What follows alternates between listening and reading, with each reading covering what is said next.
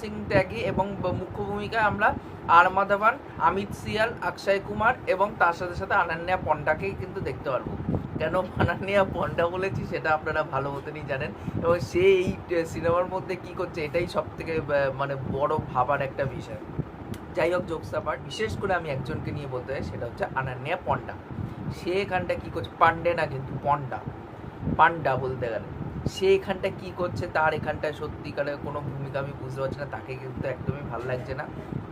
এবং মানে সত্যি কথা বলতে গেলে ওই যেহেতু কারণ জোহরের প্রোডাকশন হাউস এবং নেপোকিট যেহেতু আগে এগাতে হবে, যেরকম আমরা সারা আলি খানের একটা সিনেমা এসেছিলো সারে জাহাঁ সে আচ্ছা সামথিং এরকমই নাম হবে, যেটা অ্যামাজন প্রাইমে এসলাম, সিনেমাটা দেখিনি, আমি দেখার দুঃসাহসও করিনি, কারণ ওই সিনেমা আমি দেখতে পারবো না, ওরকম টাইপের সিনেমা আমি দেখিও নি, আমি স্কিপ করে গেছি।